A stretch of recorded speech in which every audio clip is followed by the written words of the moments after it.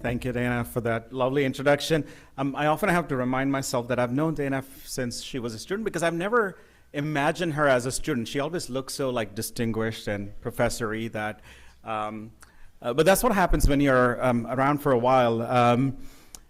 Mark may not remember, but my first cigar was the one actually he hosted in Sheffield, 2004, yes.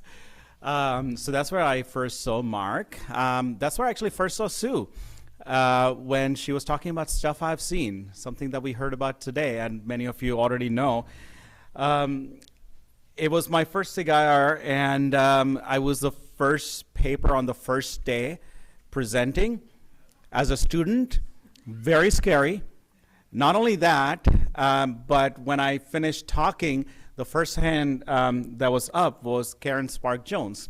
And those who know Karen, may her rest in peace, she was intimidating. And so those are some of my early memories as a baby in this field. Years passed, and our paths have kept crossing. Mark was kind enough to invite me when he was at Sheffield, when I was still a student, to give a talk and meet with some of his students and colleagues. A few years later, I was a professor at Rutgers University, and visited Melbourne, and Mark invited me again here at RMIT. And a few years later, now he invited me here. So I don't know, maybe he does that to everybody he meets, but I certainly feel very privileged, all the way from knowing him back when I was a student to all the way here. Sue, she was on my dissertation committee, so she hopefully knows enough about me and have had tremendous influence in guiding me through my journey from being a student to entering this life. So I've been very fortunate to work in some of these areas that people in this room, and I can name a few more people here, but who've influenced me. One of the things that connects my journey and stops that I've made is this notion of information access, and that goes beyond information retrieval, right? So this is where people may not be searching. You know, the search is not the only way people encounter information, and even if they search, they may not retrieve what they're looking for. So I care about all of those situations, including, of course, search, but all of those situations where people are either actively or inactively looking for information, or not even looking for information, but they could use information. I've cared about information access in different contexts, including people looking for information in language that they don't understand. English is not my first language. It's not even second language. And I'm sure there are people in this audience who understand what it is like to be speaking, thinking in your brain, and dreaming in a different language than the one that you use to access information. I've cared about people who have low information literacy, whether it's kids or seniors or people who are not as much tech connected. How do they access information? How do we provide them information in the way that they could really use? And throughout all these years, the tools and techniques have changed, obviously. So we build better and better systems, smarter systems that could make predictions about what you might be looking for, right? So query auto-completions to prefetching your results to recommending things. And now we're talking about systems that give you very customized answers to your specific situation and context and need. So today I'm going to talk about that era that we're living through. And if you didn't know any better, you would think that Sue and I really coordinated this, that we created these two talks in which Sue will cover from the history to this moment, and I'll take it over from that. I wish I could say that, but it just came out that way. So I got lucky that way, and I think we got lucky. I have to say, when we talk about AI and IA, which is information access, to me they're fairly connected. I cannot think about one without the other. I cannot think about AI without information being a crucial, central part, and I cannot think about information access without the role of AI. So in this talk, you'll see me going back and forth, covering parts of AI, parts of IA. The other thing I would say in terms of my positionality statement, which I often say, I'm an AI pragmatist. What it means is I don't get into the whole doom and gloom of AI that it's going to destroy the world, but I'm also careful not buying into some of the hype. And so I do believe that AI has transformative power, but will it save the world or destroy the world? I think those are two extremes, and I would rather focus on what's real. And so in today's talk, what I would try to focus on is steer us away from some of those things which paint a picture either one way or the other, and help us be a little bit more grounded. At least that's kind of my position. But to that end, I'm going to start with this thought experiment, which is by a Swedish philosopher, Nick Bostrom. And this was 20 years ago. Bostrom proposed this thought experiment about paperclip generating AI. Right? So this is an AI that is tasked with creating paperclips. Very, very innocent thing. Of course, I don't know how many people use paperclips, but I think, we use paperclips. I've used paperclips recently. It's a very important product. We need to generate it. So this AI is tasked with creating as many paperclips as possible with whatever resources it can gather, right? So it's a paperclip optimizer.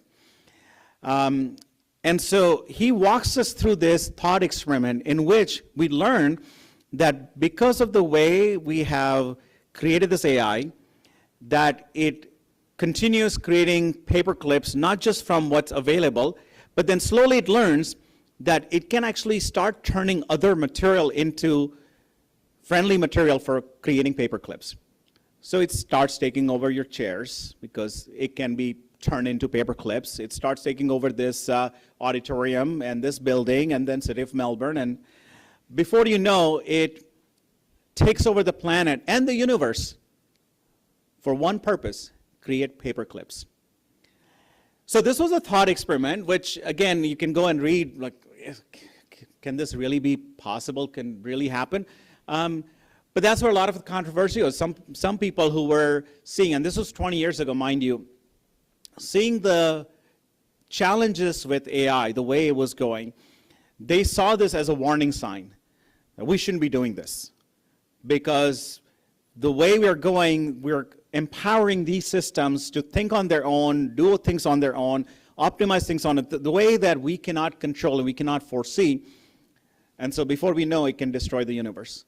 And then, of course, people on the other side who's like, no, that's not true. That can never happen. We can, of course, if we design the system, we can control it. We know how to, stop it. What if we just, turn it off before it takes over city of Melbourne? But the reason I'm pointing this out is this is one of those examples where people are divided. And currently, definitely, this is where we are, where there are people who are very much against what's happening, and they see this as it's going to destroy the world. We have to stop it. And of course, we have a debate later today, which is titled with generative AI must be stopped, right? So, and then there'll be people on the other side. No, we can't just stop here. So really the question is, can we ever, should we never design this kind of system that is allowed to create things on its own, optimize things, and by design, we don't control it. We can't control it. Or, well, creating paperclips is really important. And we cannot have an algorithmic solution or a mechanical solution. We really need a system that thinks on its own and optimizes things. So we really need that characteristic. We definitely need the AI. But we're going to build it in a way that we can control it. Right? So that's the question I'm going to start with. And what I'm going to do here, and this only works sometimes. Should I be pointing somewhere? Oops, okay. I think pointing there works.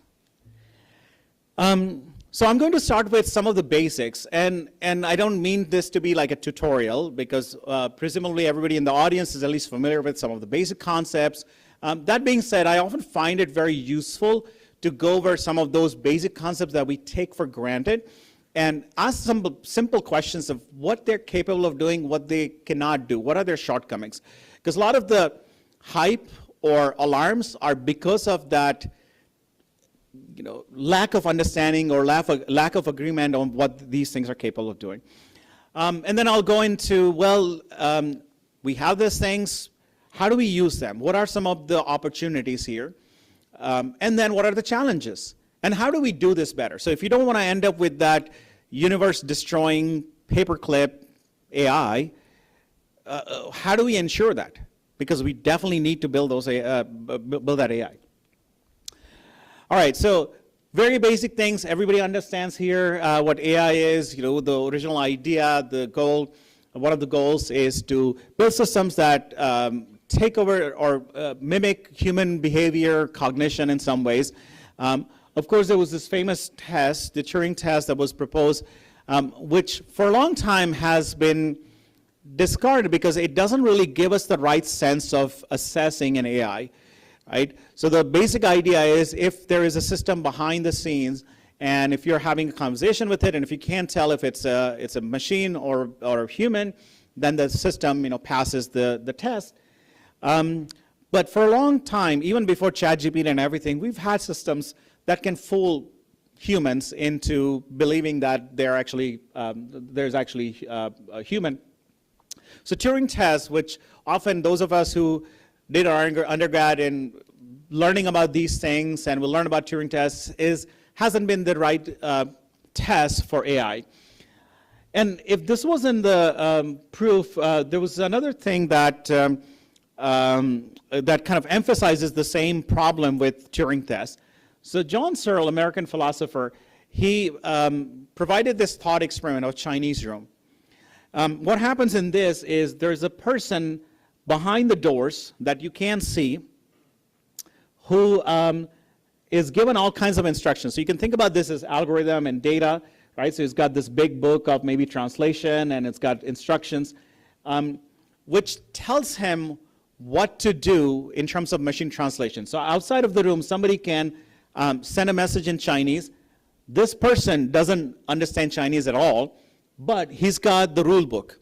He's got the instructions that tells him, do exactly this and throw things back. So he does that. And then people outside of the room, they think, whosoever or whatever is in that room is an intelligent Chinese speaker. Right? So what's happening here, and this is kind of a manifestation of Turing test, that you have somebody behind the scenes that you can't directly see, but you're interacting with them, and they are so good at pretending that you are led to believe that they are really an expert or something that they really are not. And so John Searle talked about this in the context of what he called strong AI and weak AI.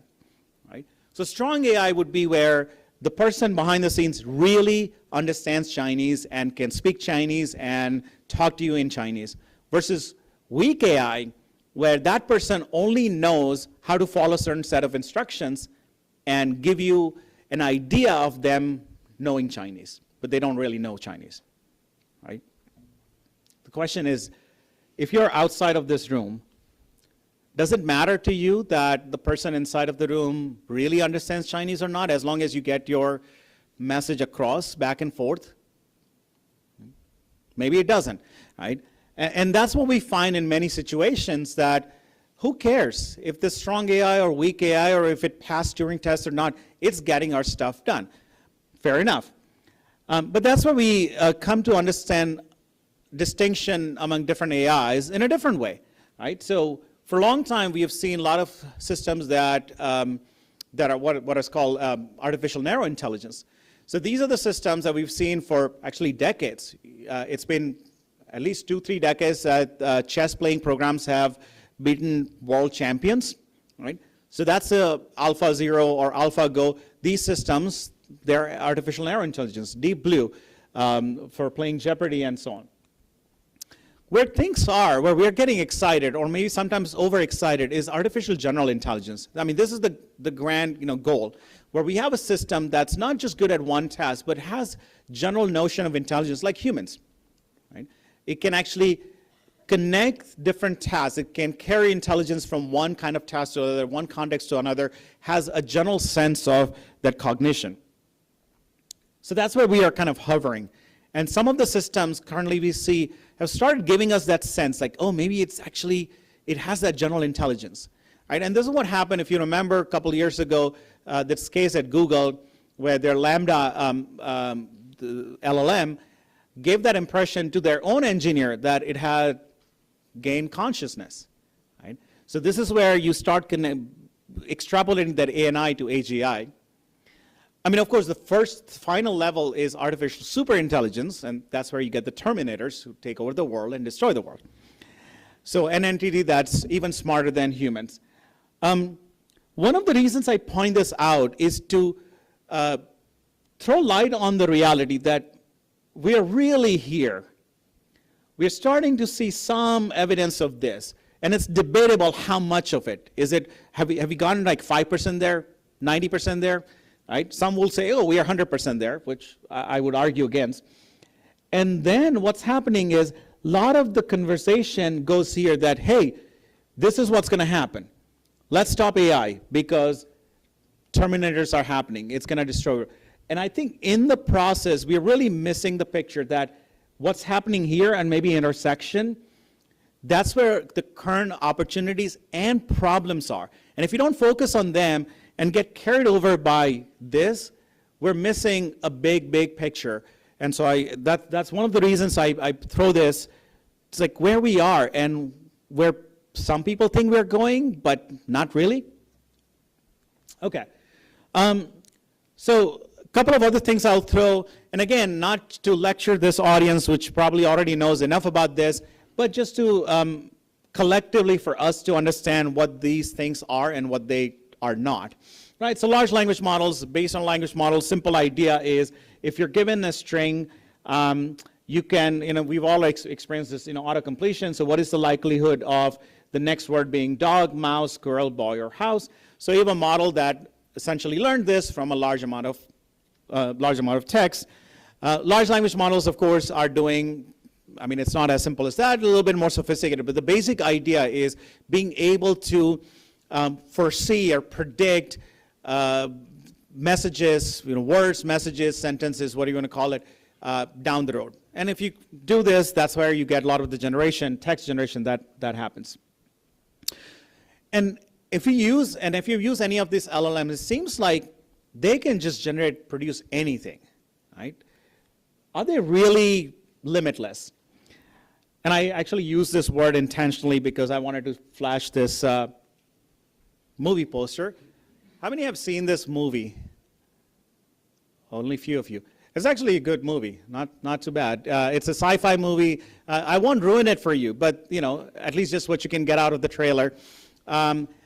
They invented this pill that you can take that allows you to use 100% of your brain. So the pseudo-scientific notion is that we are only able to use, or we are only using whatever 10% of your brain. But what if you could use all 100% of your brain?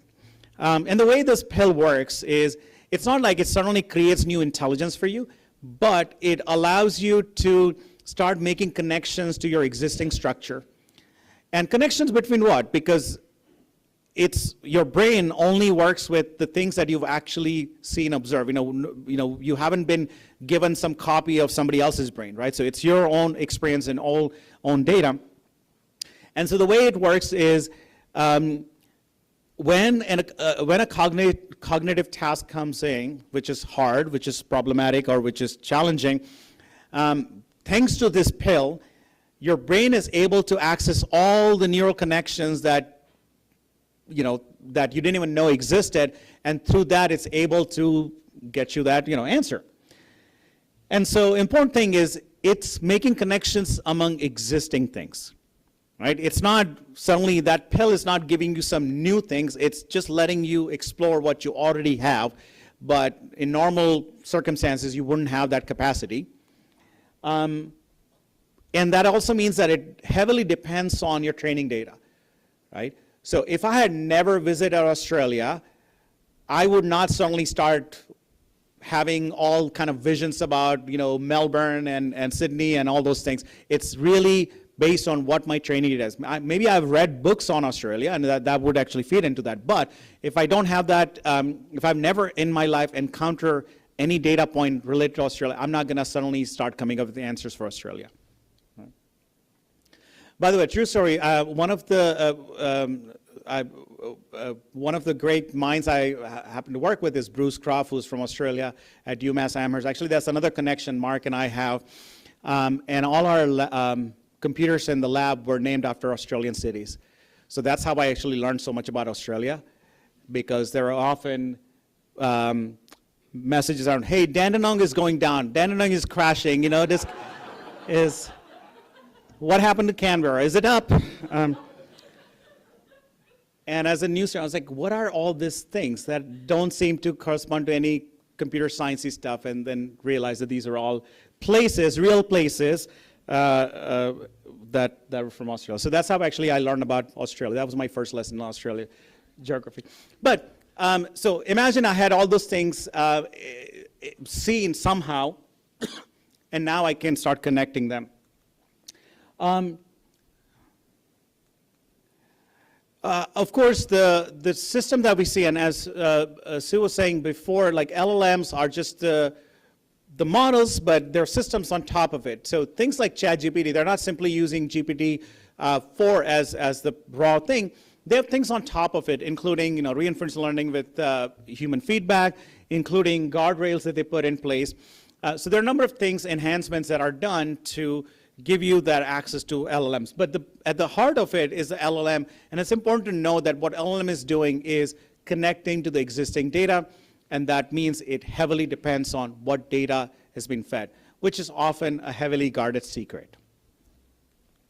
Now, other component that you see, or other technology you see here is generative adversarial network, which is often used in non-textual generative AI. And it's a very simple term. It has two components. There is a generative component and adversarial component. So generative component essentially creates things with the goal of fooling the adversarial component. And the adversarial component tries to detect those things, right? So these two things are competing with one another. And the idea is if they keep going for a while, then eventually generative component gets so good at fooling the adversarial component that it can actually generate very realistic things. Now, one of the reasons I point this out is to show you how some of these generations work, right? So we all understand how the LLMs, work, the generation based on LLMs, but other non-textual things, right? The way it is generating is not through some intuition or some knowledge, but it's with this purpose of fooling the adversarial component. So that classifier that's detecting which one is real, which is fake, if I can fool that, then I win. So that's the way it's tuned, that's the way it's trained. Again, I'm simplifying things overly here, but these things are feeding into a lot of our generative AI today. And of course, we know what those things are. Some of them we have used regularly. These are some of the text-based generative AI. Those are image, video-based.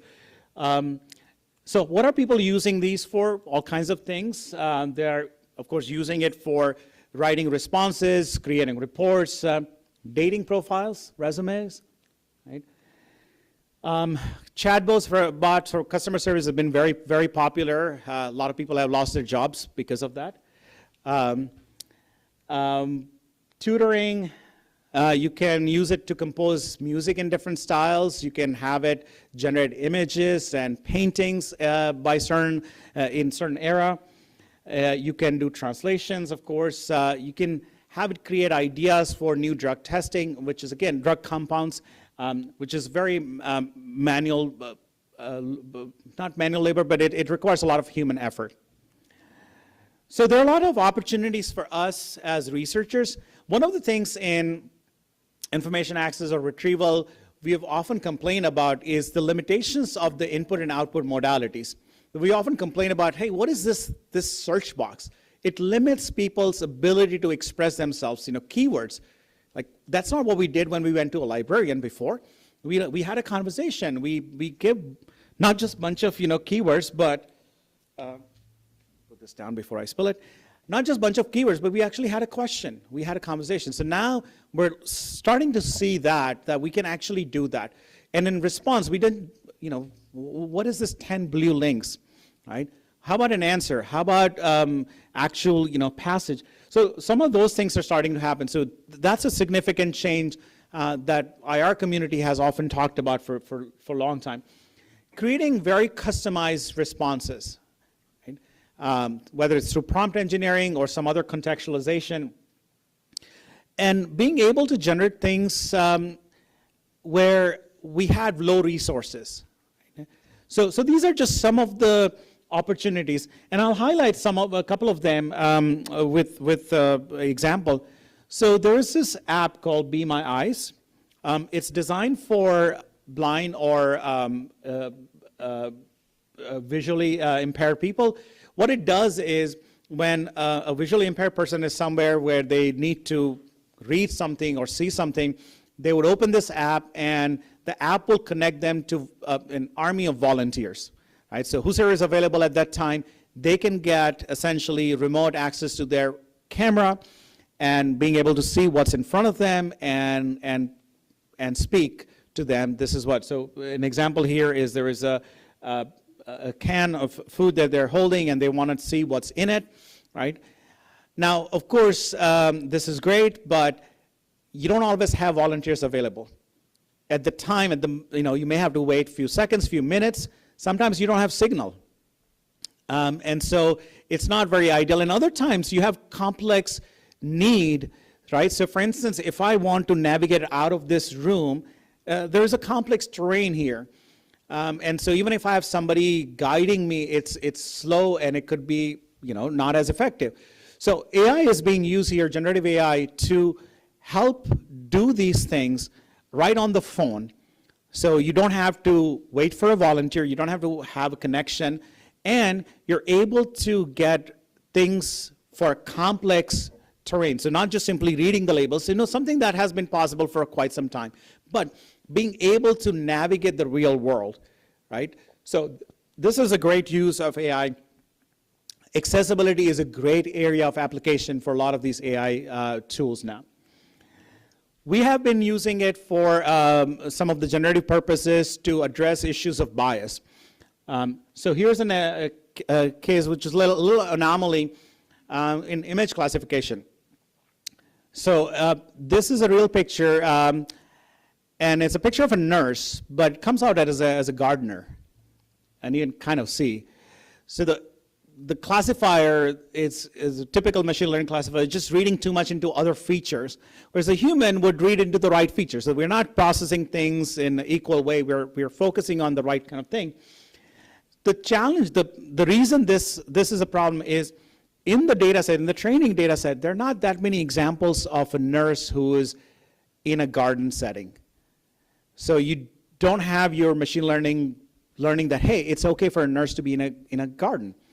And so what we can do is, sorry, this is not always responsive. On the right, you see images that are generated. And some of them are male nurses because you also don't have many male nurses examples. So to tell the machine that, yeah, it's okay, a male could be a nurse and a nurse could be in a garden, right? Here's another example. It's a person of color who's a woman and who's a doctor. So in most cases that we see for training, a woman who's a person of color gets labeled as a nurse because that's more likely than them being a doctor, right? So there are a lot of stereotypes we have in our existing data set. And unfortunately, there's no easy way to address it because these are just things that's what we have. That's our training data set. And then we build models with that prioritize the larger classes and neglect the minority classes because overall efficiency, overall effectiveness will still, or accuracy will still be high. And so we keep feeding this. So somewhere we have to break the cycle. And generative AI allows us to do that.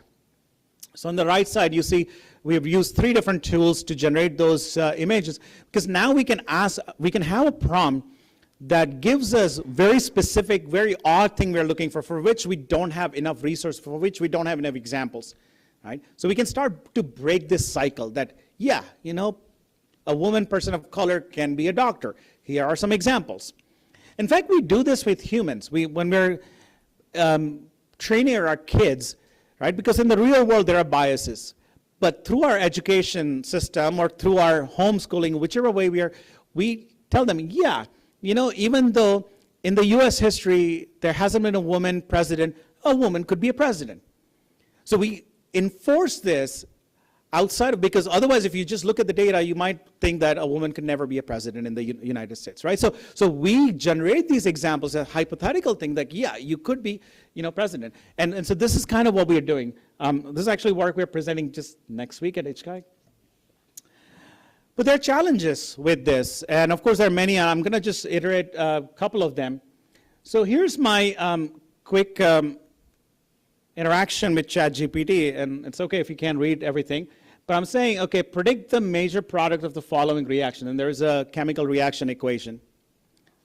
I'm not an expert in this, and I don't know if you are, but the answer comes, the reaction you provided is a Grignard reaction, when a Grignard reaction, blah, blah. Actually, there's a bigger response, I just cut it off. Is anyone here, does anyone recognize? Does it look right? I mean, so the question, how would you know? So imagine you are a student who is doing a homework in chemistry, and you got a response. Actually, there's a lot more of that. I just cut it off. Looks good, doesn't it? How would you know? Well, I don't know. I'm not an expert. But what I can do is I can say, that doesn't look right. Oh, I apologize for the mistake in my previous answer. You are correct that the reaction I described does not occur, and then it goes on explaining, instead the answer is this. The thing is, I have no idea if this is right or not. But I simply said, that doesn't look right. And then it comes and corrects it. Of course, I wasn't going to stop there. So I say, are you sure that still doesn't look correct? I apologize again for the confusion. You're correct that my previous answer was incorrect, and so on. You can keep playing this for I don't know how long. I think I gave up after 4 or 5 turns. But you can see that, and I'm sure you've heard about or seen firsthand, the issue of hallucination.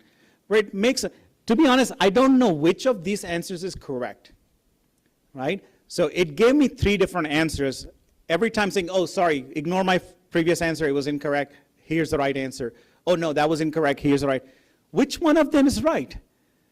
And so these things are happening, and I think Alistair was mentioning earlier today, this happened where a lawyer ended up using ChatGPT to create a legal case, and only to find out that the things that he was citing did not exist. ChatGPT made them up, got reprimanded by the judge, had to apologize and all that stuff, right? So people are starting to use it without, even lawyers, professionals, forget about a student doing a homework, right? Starting to use without having an understanding of, like, how do we know this is correct? How do we verify this, right? And there's a cost to that. So some years ago we did this experiment. So what if, you know, would it really matter if people didn't know that something was correct or not? Like, would they be able to spot it or not? So we did this game, what we call Google or Not. And essentially what we did, we made it like a game, but what we're really testing is, can people figure out the trick we are playing? And the trick we were playing is, for the same query, they would get 2 different sets of results.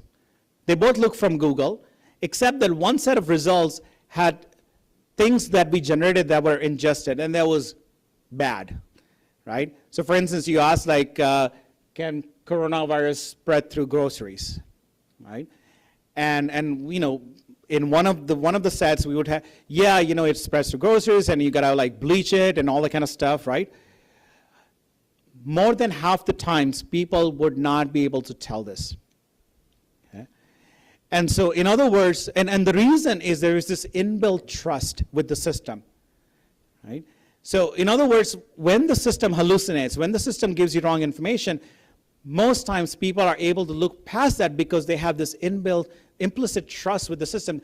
Oh, because it's on Google, it must be true. Or I didn't find it on Google, must not exist. Right?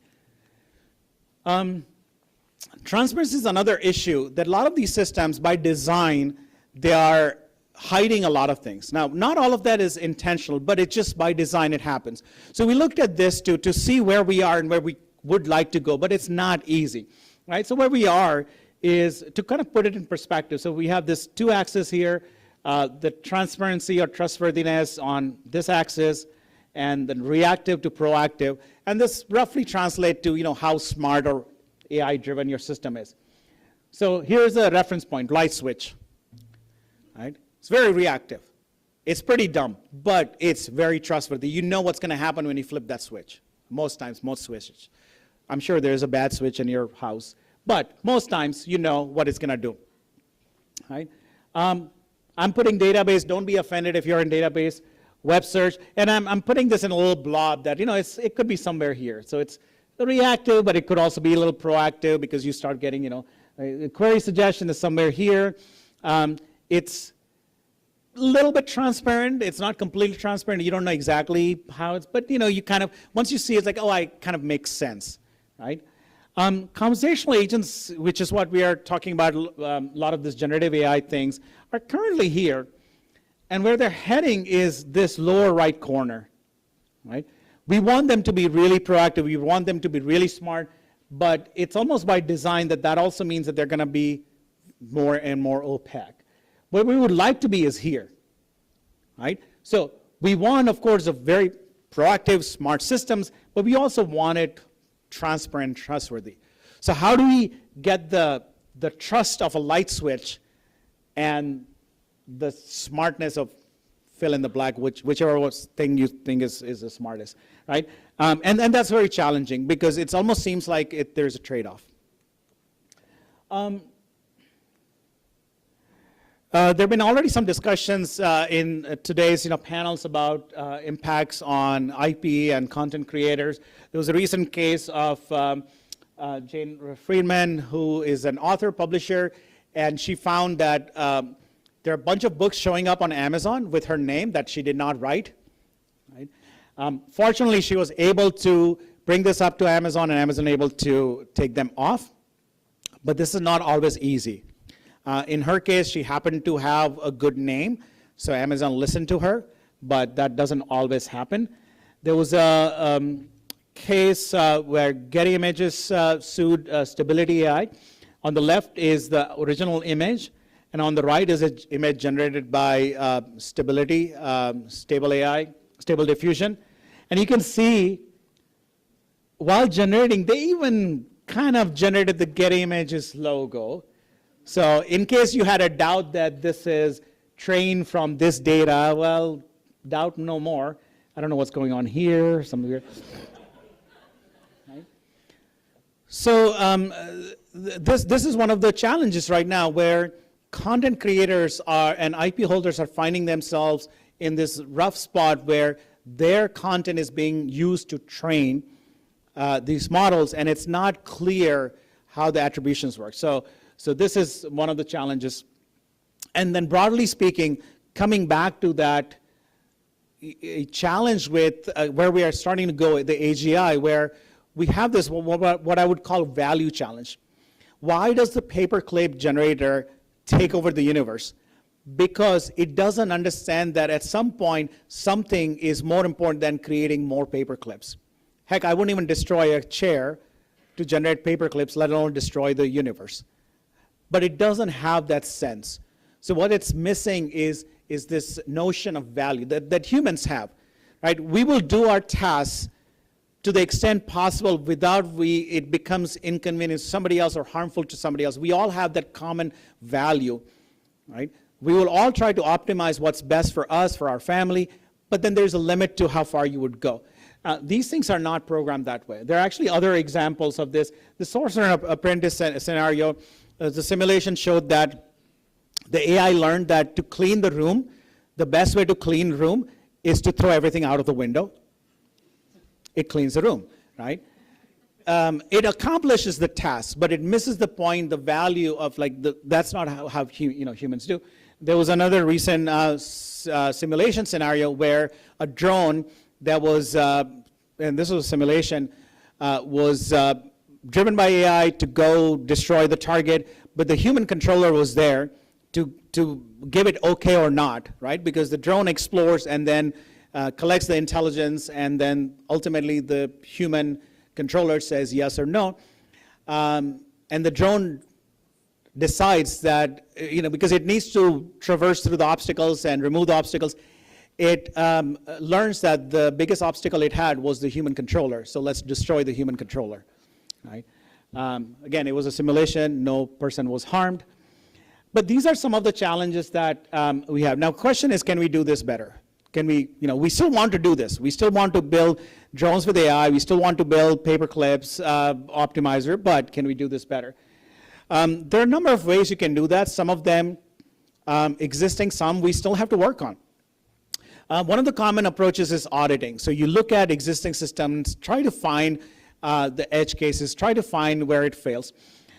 We did this work with figuring it out image bias in Google ranking, but we didn't stop with Google. We actually found this in pretty much every search engine, including Naver, Baidu, Yandex, Bing, which is you look for CEOs and just a simple adversarial attack techniques, and you realize that they're all pretty much all white male. And we did this with like 10 other professions too. So there are like these stereotypes that are propagated through search results. So you can audit it, and we also had a solution for this. There are proposals like this by Meg Michelle and her colleagues about creating what's called model cards, right? So this is like nutrition labels when it's regulated, right? So you have to, if you're selling a food product for mass consumption, you have to put this nutrition label, which is in a standardized form. And so similarly, if you're building an MLAI model, what would the nutrition label for that look like? So here's an example of what's called model card, which provides all this information. So it's transparency by design, right? Where everything in that model, so it's not just afterthought, it's not just explainability after the whole thing is done, but everything is being documented and provided. Finally, what I would put here, as we're talking about values, work by my colleagues at University of Washington, Batya Friedman and David Henry, and actually Batya Friedman is one of the early pioneers who talked about bias in computational systems back in the 90s when nobody was paying attention to this, right? They have been working on this for now decades, called value-sensitive design. Because what we find, and what we found in that paperclip maximizer example, that the AI didn't have understanding of human values, right? So we're all trying, and what we call trade-offs, they call value tension. So anytime you're trying, you have this value tensions, right? Well, I can, get this thing, but for that I'll have to sacrifice this. Is it right thing? Is it good thing? Is it, is it good for me? Is it good for my family? Is it good for my country? And so on. So we're always applying those principles, but our current AI systems, most of them are missing that part. So if we want them to go down that path of being AGI and hopefully not ASI, then somehow we have to figure out how to incorporate value-sensitive design in them. So there are existing frameworks and tools. All right, so I'm going to now rush past some of these things because you already know that. So where are we going next? Some of them are already happening. This future is already happening. We're starting to see new ways of interacting, new modalities, right? So it's not simply retrieving information, but the way we retrieve information or we interact with information. So let me give you an example. We did this work at when I was visiting Spotify, what we call a case of omakase, where essentially a user goes to a system and say, I can't decide, do something for me, right? And in case of Spotify, it was very vague, open-ended requests, like play something. So what do you do in that case? And what's happening here, and I won't go into the details of what we did and what we found, but the important thing is that notion that play something. Say you would not search with text. You would never say play something, but you would speak. So there are things that you would have during conversation. There are things that you will have because of the modality, the voice-based modality, that you would not express in text-based modality or in a typical search, right? Now this was actually, it started as a bug. We thought it was a bug. People are saying that they should be saying names of an artist or album or track. They're saying, what do we do? But it actually ended up being a feature. And what we found is if we start supporting this, people will like, and people liked it and they used it. So we immediately saw the usage went up tremendously. And now this feature is now available in many of the services you use, including Netflix. If you have seen, play something, right? You'll see it in some of the Google services. So the point is, it's a different way we are asking for information. Right? So these kind of things are starting to happen. We can see in many other examples too.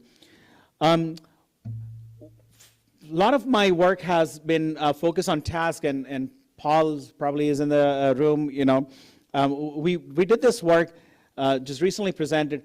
We think about solving tasks. So why are we using search?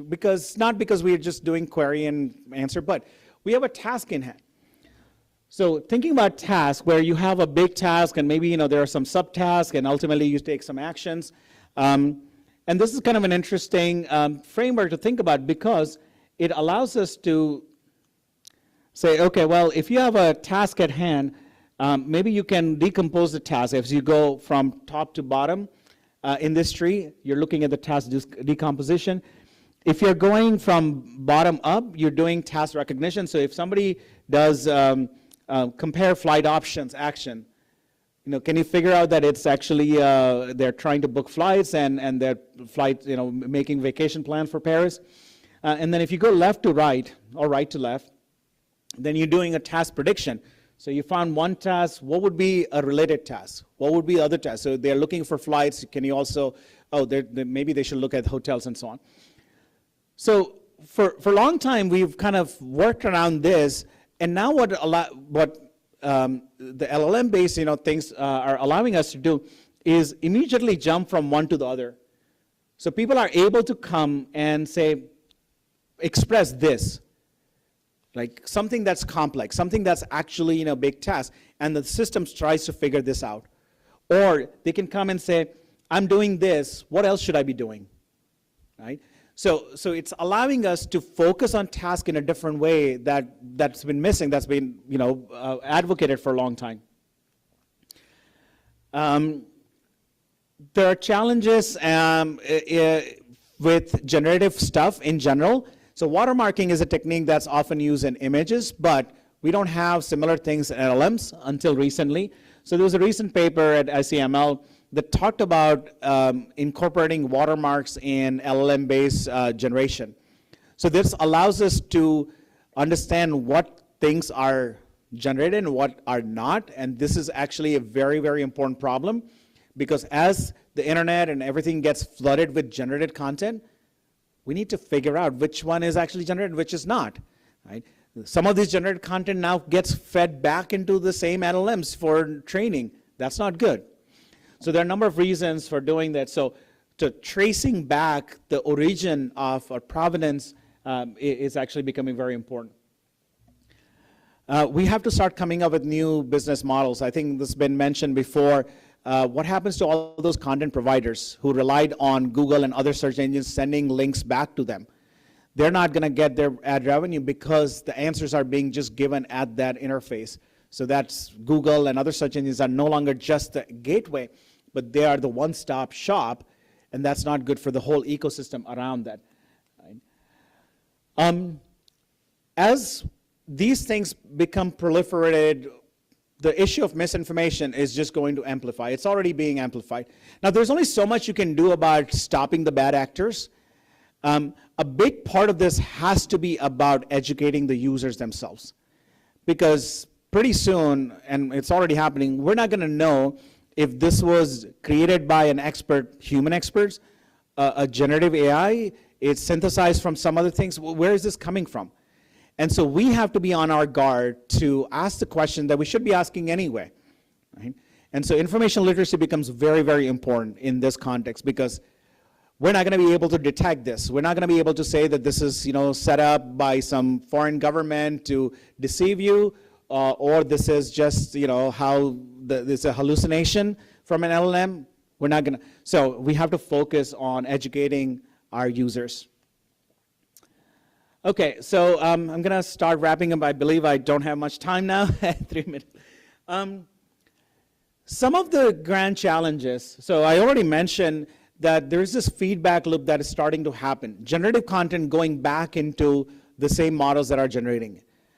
So we have to figure out a way out of it, because this will create this feedback loop that's not good for anyone, actually, right? The model generators don't want to see that because it just creates this exponential thing. The content providers don't want to see this. The users don't want to see this. And so how do we figure that out? The watermarking technique I just described, that's one of the solutions, but it only works if people actually accept it, adopt it, and use it. Right? Retrieval is still very important. So we might think that, hey, now this is there, who cares about regular search? Quite the opposite. Now actually it becomes even more important that we do good retrieval. I think Google recently released the new version of Chrome, which allows it to do synthesize and retrieval within a given page, right? So it becomes even more important that we use some of the retrieval knowledge that we have to feed into the generative models and vice versa. I already mentioned provenance, tracing the origin of information. That becomes, even more important. By the way, these are open problems. We don't have the solutions for that. This could be all like dissertation topics. Reducing hallucination, and note that I'm not saying removing hallucination or toxicity emission. I don't think we'll be able to do that, right? Because the way the generative models work, we actually need that component for them to be creative, however we want to define creative. So we can't get it, but how do we control it? How do we reduce it in ways that doesn't affect their generative ability? And we have to figure out the trust issue, because we're venturing in this territory where people are confused, like, is this really real? Is it fake? There have been enough incidents already where people have been harmed by generated content, whether it's a voice generated that created this hoax of somebody being kidnapped, to messages and all kinds of things. So I think we don't want to get to the place where we just start becoming untrustworthy of things that we see. We also don't want to be in a place where we trust everything we see. So how do we balance that? And I think that's, again, a big issue. And we have to go beyond LLMs. So I mean, right now everybody's swept up by this LLM thing. There has to be more than this. Specifically, there are new modalities we need to think about. It's not all text-based. I think Sue was saying the prompting, that cannot be our future, right? That's a spot right now, and hopefully a couple of years from now we'll be looking back and like, I can't believe we used to do all that much, long prompts and all this stuff. No, that's not what we see going forward. So there are opportunities here for new modalities that includes beyond just going text, gestures, interfaces, controls, all kinds of things. So we have to go beyond this LLMs. Okay, I'm gonna just say this last thing. In general for AI, I think in all of these things, there are questions that we are often not asking enough, including, what do we want out of this, right? People often say, yeah, now that I have ChatGPT, I can get my stuff done fast, and it can write me a report and stuff. Okay, so what are you achieving by getting that done fast? Right? It's saving you time, it's saving you effort. Is that what, the comparison I have is we still teach our kids multiplication tables in elementary school. Why are we teaching them when it's completely okay to use calculators, right, in real life examples? So what's the purpose of teaching anyone multiplication tables, Shouldn't we be removing that and using that time and effort for something else? Right? I have a good argument for why we shouldn't be doing that, but I'm going to skip that for now. Everybody's excited about AGI, but we haven't asked enough about, is that what really we want? I mean, why are we doing this? I'm not saying that we shouldn't do that, but have we really asked that question? Right? And a lot of these things are happening, and one of the things that's doing is creating more inequalities. We already had inequalities when it comes to internet access, information access. I mean, we are all in a privileged class, those who are sitting in this room. The rest of the world is not the same. We are not the representation of that world. And so we have to think about, we have to be careful about the power inequalities and other kinds of inequalities that's happening. Impacts on environment. So these are some of the things that we haven't asked enough about because we've been either too excited or too worried about how this is going to all destroy or this is all going to change. But there are actual things happening right now. There are real harms happening right now, real opportunities happening right now, and often they are ignored. Okay, so this is my last slide. One message that I always leave, because I'm an educator, we have to educate ourselves. A lot of these things, I'm surprised day after day how much people working in AI also don't think about some of the basic things of strong AI, weak AI, AGI, and all those things, or limitations of LLMs or potentials of LLMs and so on. And no matter which field you are in, you have to be part of the voice, where we go from here. So one thing I'm going to flash back is the center that I co-founded at the University of Washington called RAISE.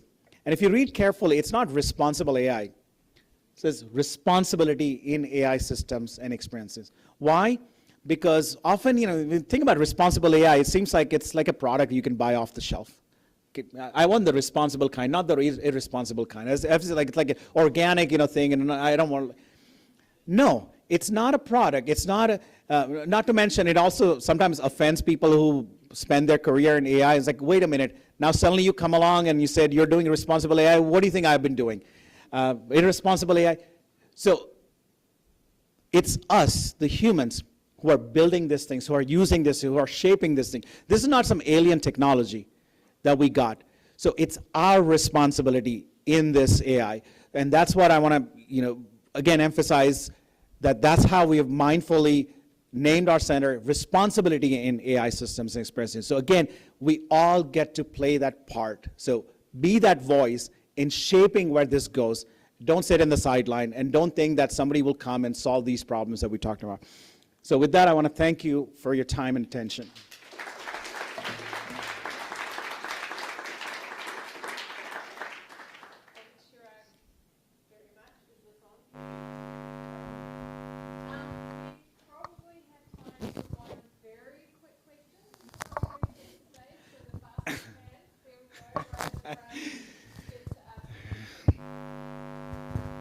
Hi, so I have a question about the work that you mentioned to use generative AI to train weight classifier.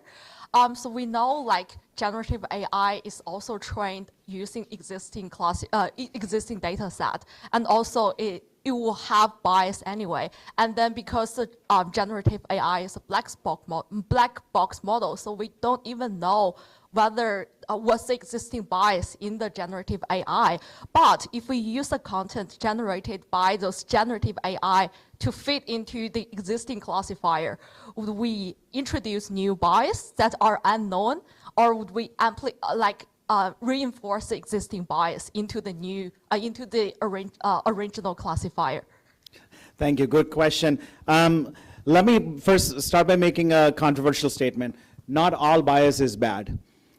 So let's say you're right, and we're introducing our own bias. Maybe our bias is better than that bias, right?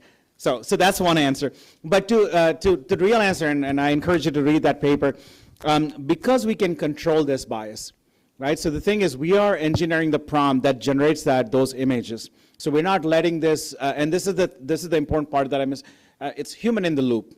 So there's still human in the loop who does the curation. So we're using this to generate, so the examples that I showed you, we actually looked at those examples. We didn't just blindly say, create the images of women of color being doctors. We actually looked at those things, right? So we're using the technology to generate these things, but we are still curating them.